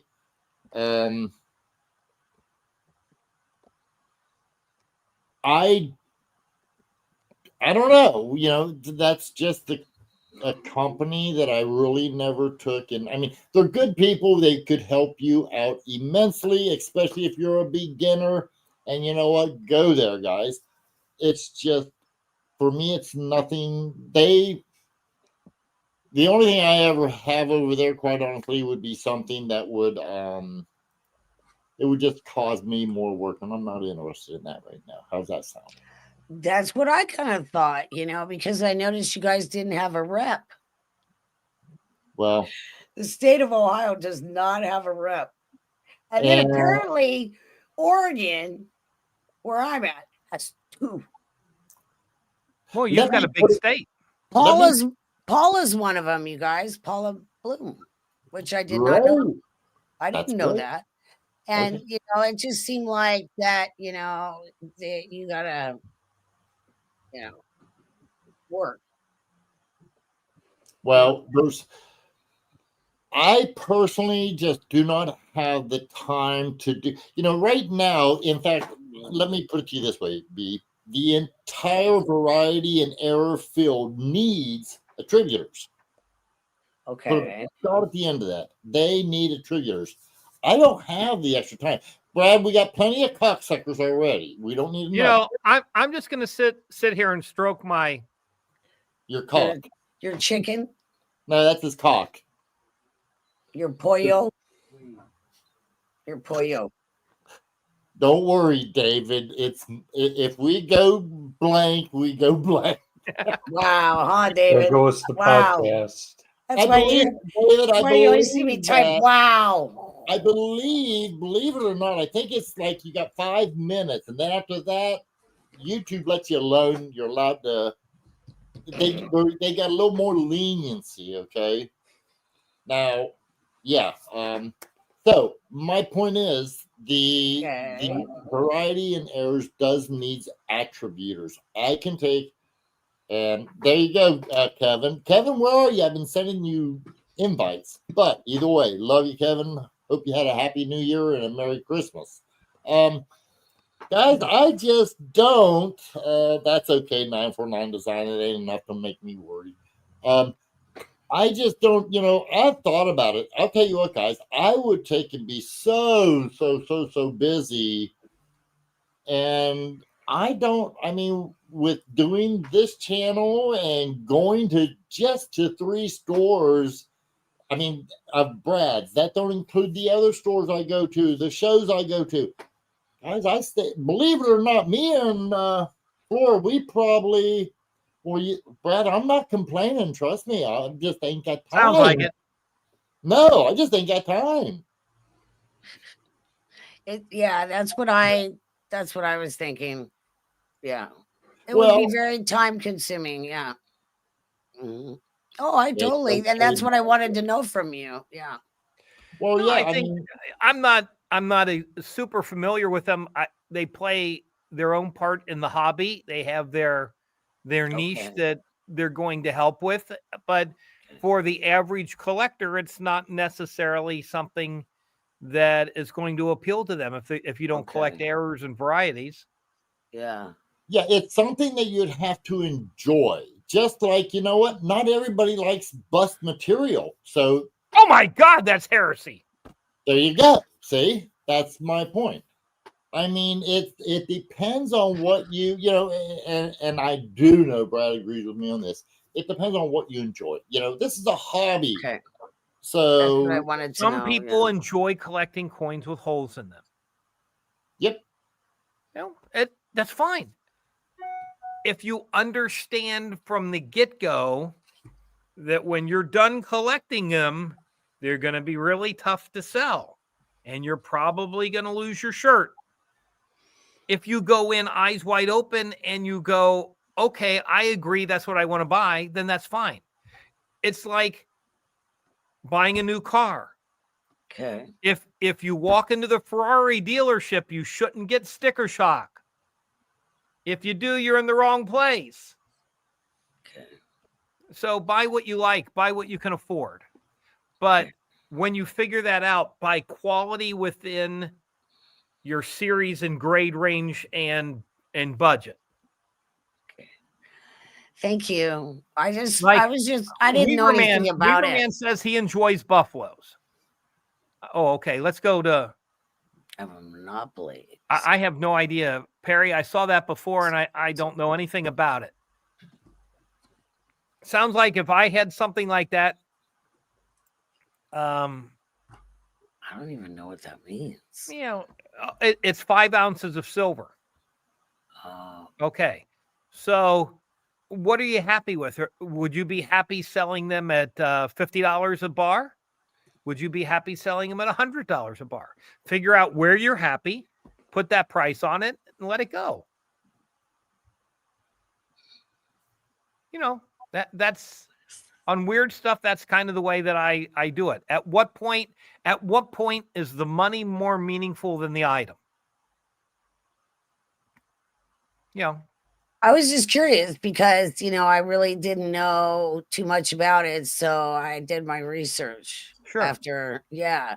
And it's been around for 50 years. Yeah, no, it's a 50 good years. organization, but not everybody needs it. Okay. And that's what's interesting is how you guys are putting that because they, what is it? Varieties and errors. It's supposedly a, variety and errors type. Okay, but they're deal, not the but- type of variety. They don't deal in the type of varieties that I collect. I collect die varieties of old coins.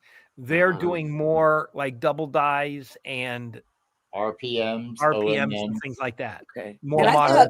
I thought Robert would be very, because he's into that. Robert I've been would add to that organization immeasurably, but as he said, his time is better spent building his own business. Oh, I noticed that. Thank you, Brad. Okay. That's all you had to say. No, Thank okay.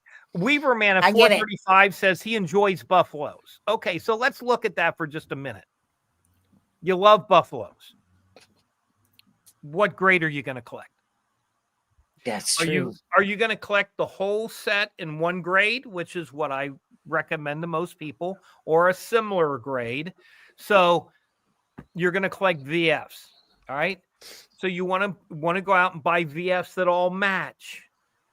You don't want black coins and green coins and brown coins. You want them to have similar characteristics. You want to have most of them have a full horn. There are some coins that don't come with full horns, and you have to learn that. 35S is a tough one to find full horn, right? Isn't that right, Robert? The right one? One of the S mints back there is anyway. But you have to look carefully and build your set so that they all look like brothers and sisters next to each other. It's cool. And if you do that in VF, that's a wonderful set. Now, are you going to buy uncirculated buffalo nickels? If you are, what is your budgetary range? Can you afford the 21S and unk? You have to look at what you might spend. And you might say, okay, I'm going to collect uncirculated ones, but these 12 I'm going to collect in the AU because I can't afford them in uncirculated. But you can get AUs that look almost representative of unks. So, I mean, that's cool, but it's something somebody made modern. There's got to be, I've never seen it, but there's got to be a bunch of them out there. So if I had that in the shop, I would put it out at $50 a bar or a round, $250 and see what happens. How much is it? This one's $50. This is How much is it on there for? 50.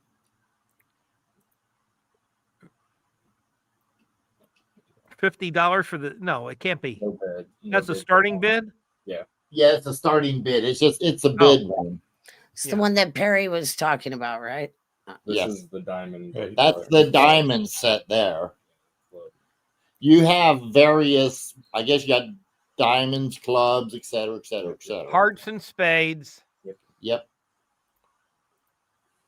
And we go back to the buffaloes. What Brad was saying, and I discussed that when I did the podcast and I did my presentation on the Mercury dimes.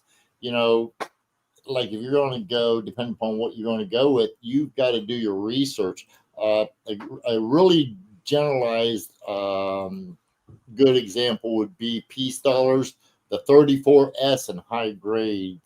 You know, anything above an AU is going to cost you a lot of money. It starts getting up there to compete with the keys of the dates, like the 28 or the 21. So you got to do a lot. I would suggest you do a lot of investigating just so that you guys know. And yeah, B, by the way, I have been a member of Konica several times, and some of the best friends I have, I could start naming them: Brian Rains, Ken Potter, John Wexler. I mean, those are just three that are extremely well known in the variety field, that they were members when I took and whenever I was a member of Konica. Konica is a great group.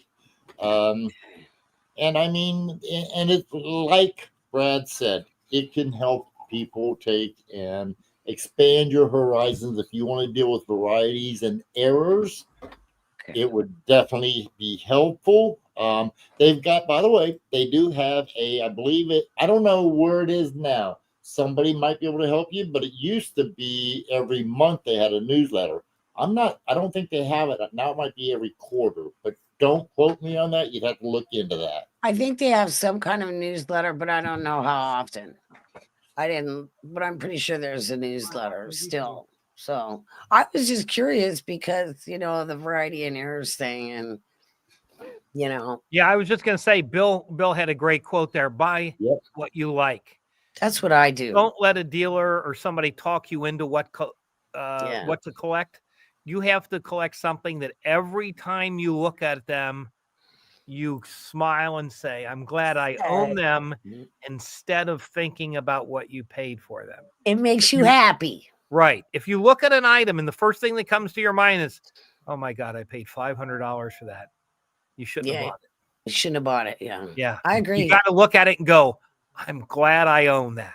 I love it. Yeah. Like that. Yeah. I agree. 100%. What is Mark saying? Right. Well, flipping is a different thing, right? Then you're just looking for value in what you buy. There's a difference between what you buy for your collection and what you buy to flip. Yeah. Okay. Real quick. I always buy what I like. So yeah. Okay, hold on a second. I just wanted to take and do a quick shout out to Sierra Hippie, who lost his mother last week. Sierra, thinking about you. Just want to let you know I'm thinking about you. So that's all I wanted to say, guys. Oh, sorry to hear that. Best Sierra. wishes from all of us. Sorry. Yeah.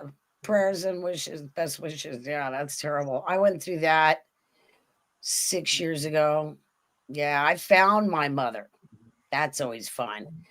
Yeah, it was really tough. I was in shock for a long time. It was bad.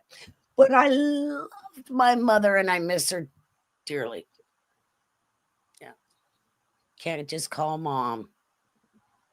So all of you that still have your mom, be nice, be good to your mother. She loves you unconditionally. Even though she might not say she does, she still loves you. And you only get one. One mama. You turn them over to the right spot. Yeah. If I pulled it out of here. Be good to your moms.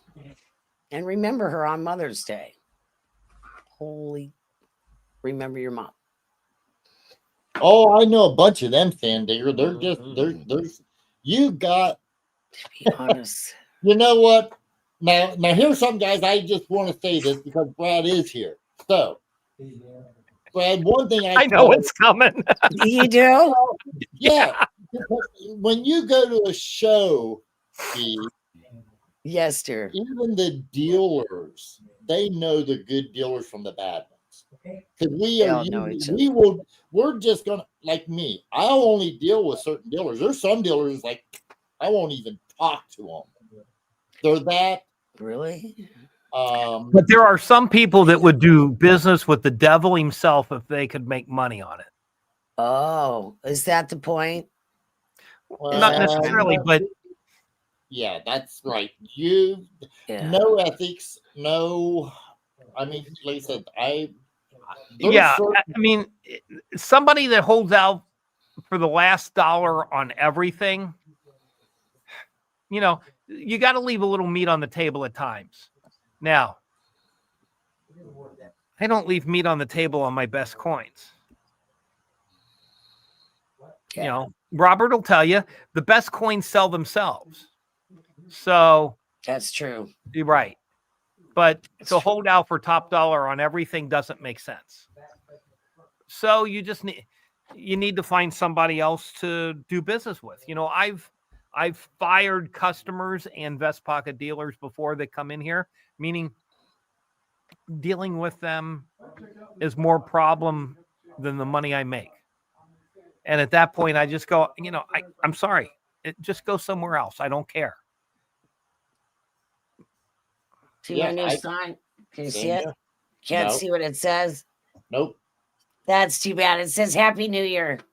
It's too bad. I tried. No. Can't see it. Sorry, it all looks white. You know, what do you want?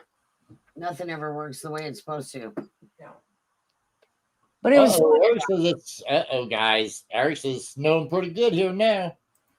Oh, you guys are snowing, huh? So where is All that? the time. Anchorage, Alaska, or I don't know. Eric, where are you at? Because I don't know where it is either. Fun times driving. I don't like driving in it at all. So I know my sister took and left from up north at the Cleveland area to go home because she said that they were calling for a snowstorm to get anywhere from, I think I can't remember, she said 4 to 6 or 6 to 8 inches. I know in West Virginia where she lives, I've been up there when we have got feet laid out in hours. yeah. Well, I just don't like it. Yep. I found out what black ice was when I went to Illinois. I moved to Illinois. I found out what that was. Oh, that was exciting. I was from California, you guys, and I moved from California to Illinois. And I also learned that you do not need brakes. okay, You're so driving a big car like I was driving, and you got to park it. You just take your foot off the gas and just let it stop. we all have stories about our first experience with black ice, right? You know, my son's first experience with black ice is he was leaving for school one morning, and I'm leaving for work a few minutes later, and the light on the front of the house is flashing on and off, and I'm like, what's going on? And I stop and roll down my window, and my wife sticks her head out the front door, and she goes, Tim just had an accident at the end of the road at the stop sign. So 1 mile up the road, I go up the road, and Tim's first experience with black ice was the side of a Cincinnati gas and electric truck. Oh no. Ooh, that's not good. Period.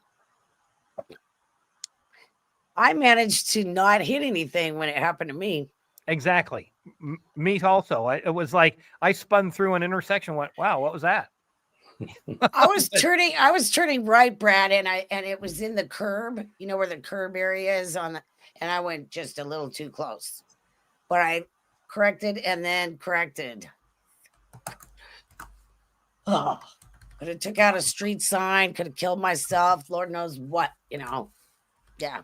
My second car was a Camaro, and it was snowing really? one day, and I was coming down the entrance ramp to get onto the highway, and just as I was merging onto the highway, I started going around and around, and I did it around 3 times. Every time I went around, I looked at the person behind me and wanted to wave. So I go round, and I'm still then pointing in the right direction. Thank goodness, pulled off the side of the road, and I'm sitting there, you know, hyperventilating, and I hear tap, tap, tap, tap, tap on my window, and I look up, and there's a policeman standing there, and I'm like, what? And he was the guy in the car behind me going to work when I was going around and around. He says, you all right? I said, I will be. I ruined my Christmas underwear, but I'll be all right. You know. Oh my! Now he was I've going. had some funny stuff. He reminded me that was a good reason to have a seatbelt on. I'm there. Thank you, sir. You know, wasn't speeding, just hit that that slick spot and it went. No, I was driving a car and it overheated and it was like it like shut off and I was trying to get off the road to get out of the way and I didn't do a very good job and I ended up like partially on the curb. And that's because my belly was out to here because I was pregnant. And I couldn't get the steering wheel to turn right. And I'm getting all mad. And this cop comes up and he goes, "Hello, how are you doing?" And I go, "Not good, you know." It was bad. But he's like, "Oh, I see what happened." And I go, "Oh, yeah. Yeah. Can you see now?" It's like, yeah, in the way. Gets in the way while you're trying to drive. Oh, man. He thought it was funny. I'm sure he did. He probably was thinking it was somebody that was drunk or something. And no, I was just fat and pregnant.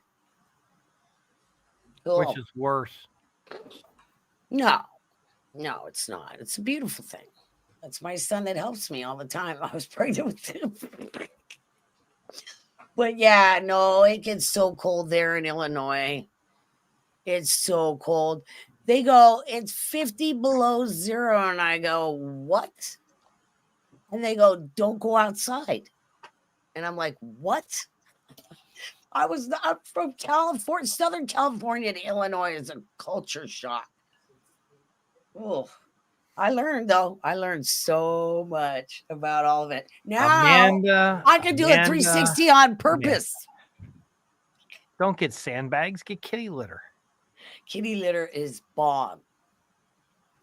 Yeah, you stuck out of a hole. Yeah. Spinning hole. Oh, I've learned so much. But now I've lived here for like 30 years.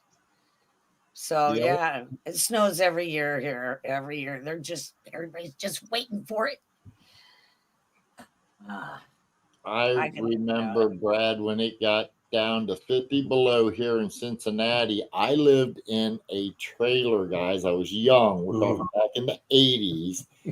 And David, we had fuel oil outside and it gelled up. Yep. I had to take, and at 50 below, thank God I had a neighbor. Eddie Tilley, if you're out there, love you, brother. I wish I could see you again. But he had a space heater. He came over to my house. We had 2 young kids. We turned the space heater on. Me and him took turns getting electric tape out to put it just on the copper pipe to unthaw it so we could get heat in the house. And then just that little bit of heat tape made it warm enough to where then it heated up enough to where it ungelled my tank in time. Wow. At least keep it running. But you go out in 50 below zero, I don't care if you got protection or not. If you're not used to it, you can die. Within minutes, we had to keep changing off I think I'm going to say 5 minutes at the top. Yeah. That's what they were saying. They were saying 2-3 minutes is what they were saying. It's just so cold. And if you have pierced ears or earrings like I do, boy, it's I was like, oh yeah. So Robert, remember the blizzard of 78, of course, right? Yes, I do. I got stuck at work at Florence. Got a hotel room for a couple of days, but I had nothing else to do, so I kept going to work. We were in the hallway at Florence Mall playing frisbee. Yep. Yeah, I was gonna say, why was you going to work? You didn't have no customers, did you? Yeah, you didn't have any customers, exactly. No, actually, we had a few. Some of the guys that got stuck at the truck stop walked over. Yeah. For something to do. I can believe that. Yeah. Amanda McCarthy, you wasn't around when that happened, but what he's talking about, 78 was one of them. There's several we've had, but that's a long time ago, Robert. Oh, but honey, 1980, I want to say 1984, 83, 84, when we had the 50 below zero here. That's when they had the freezer bowl. Oh, was it 85? That's when I was there. No, 83. That was your 5 minute. That's when I was there. That's when I was there, you guys. Well, but I know, that's when Cincinnati had the freezer bowl, and we played against San Diego. No, Dallas. It was Dallas because I San remember Diego Chargers. Dallas Cowboys. San Diego Look it up. Chargers. Oh my. Freezer Bowl, Dallas. Look, San somebody in the Diego chat, Chargers. Look it up. Somebody Would look it up. Would you like to bet $100, sir? No, Ooh. sir. Here Right. we go. The Freezer Bowl in Cincinnati. It'll be I think called the he's right, Freezer San Bowl. Diego. It was the Bill team that said you- couldn't handle it. Right? Bill, I think it had to be here. It was 83 or 4 because I was living, the trailer I was living in had to be 83 or 80, probably 83. Yeah, that's about the time I was there, What you is that? guys. 1981. Yeah. That's when I 81. got to experience real cold. This game was played on 82. And who were they playing? Well, wait a minute. That's not the one I'm talking Diego about. Chargers San Diego. and the Cincinnati Bengals right The there. king I know, still but- reigns. I know, but it wasn't the one I'm You're talking buying about. lunch tomorrow, Robert. He's Oh, a trivia man. I'm telling you, Trivia man. I can't see it, guys. Uh, Fahrenheit. He's trivia man. You do know a lot of Wind weird of stuff, 27 Brad. miles per hour was reported at negative 10. does. Well, then that wasn't when I'm talking because when I'm talking, we live where we What are we live talking at. about? That's the freezer bowl, though. That is the freezer. Well, bowl. maybe I got the name of it wrong, guys, because I just remember what the trailer I lived in. My father passed away, guys, and that was, I believe, 83. So, and it got down that cold because, like I said, me and Eddie Tilly had to thaw out. I thought that was the same time frame. So, and that year, if it was 83, I believe that's when we played. 81. I'm not talking Are that you one. trying to figure out like what year. That we played that played the Dallas Cowboys, and it was downtown, and it was freezing.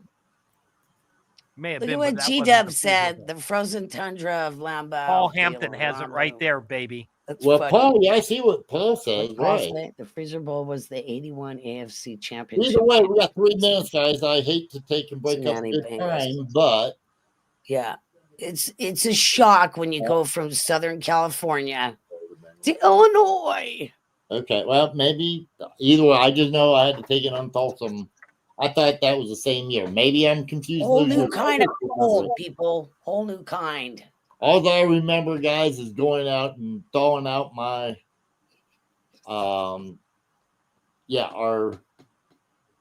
kerosene. I You guess. thaw everything out, Robert. What was kerosene is, I guess, I'm just trying to think. I know it's not diesel. It was kerosene. So, Oh man. yep. Okay. B, say goodbye. Okay. We're leaving. Yes, no. Bye, everyone. Thanks for coming. I appreciate you coming to see us all, and I have a good time every time I do this podcast with everyone.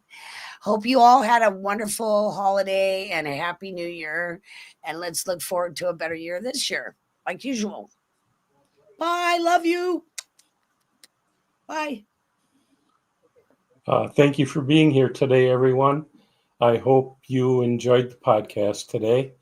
And I want to wish everybody a happy new year. Thank you. Ditto, everybody. Good to see you.